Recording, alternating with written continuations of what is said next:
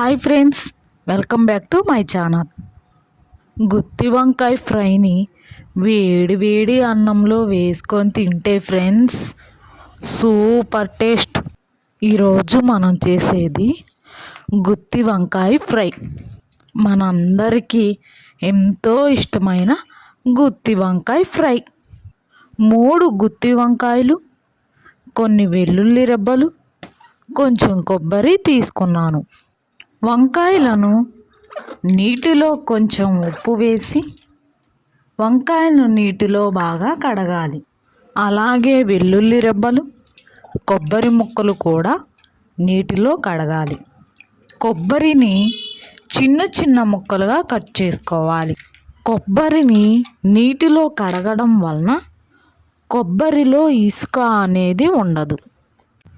Mixie గిన్నె తీసుకొని దానిలో వెల్లుల్లి రెబ్బలు, కొబ్బరి ముక్కలు, 3 స్పూన్ల కారం, రుచికి సరిపడా ఉప్పు వేసుకొని మిక్సీ పట్టాలి. ఫ్రెండ్స్, షాప్లో తెచ్చిన కారం కాకుండా ఎండు మిరపకాయలతో కారం దంచి వేస్తున్నాను. కారం మెత్తగా మెదిగేలా మిక్సీ పట్టాలి. మిక్సీ పట్టిన తర్వాత కారాన్ని ఒక గిన్నెలో వేసుకోవాలి. అలా కారం మొత్తం గిన్నెలో వేసుకోవాలి. ఆ కారంలో కొంచెం ఆయిల్ వేసి కలుపుకోవాలి. కలుపుకున్న తర్వాత పక్కన పెట్టుకోవాలి. మనం ముందుగా వాటర్లో కడిగిన వంకాయలను మధ్యకు కోసి మళ్ళీ వాటిని 2 ముక్కలుగా కోసి కారాన్ని ఆ ముక్కల మధ్యలో పైన పూసుకోవాలి. అలా వంకాయలు బద్దలు అన్నిటికీ కారం వంకాయ బద్దలకు కారం ఇలా పెట్టుకోవాలి. మధ్యలో పైన బాగా కారం పెట్టాలి. అప్పుడు వంకాయ బద్ద మగ్గిన తర్వాత చాలా టేస్ట్గా ఉంటుంది. ఇలా వంకాయల బద్దలు అన్నిటికీ పూసుకొని పక్కన పెట్టుకోవాలి. తర్వాత గ్యాస్ వెలిగించి గ్యాస్ పైన ప్యాన్ పెట్టి నూనె వేసి నూనె వేడి అయిన తర్వాత ఉల్లిపాయ ముక్కలు, తాలింపు గింజలు, కొంచెం జీలకర్ర, కరివేపాకు వేసుకొని ఉల్లిపాయలు ఎర్రగా వచ్చిన తర్వాత వంకాయ బద్దలను నూనెలో వేసుకోవాలి.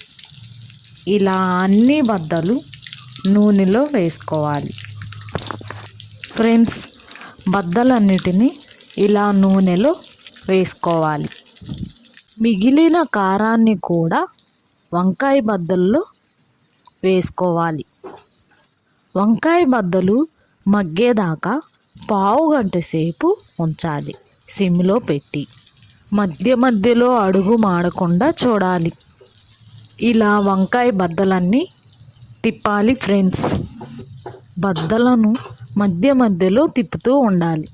అప్పుడు బద్దలు వెంటనే ఉడుకుతాయి. ఫ్రెండ్స్, పైన మూత పెట్టి 2 నిమిషాలు అలాగే ఉంచాలి.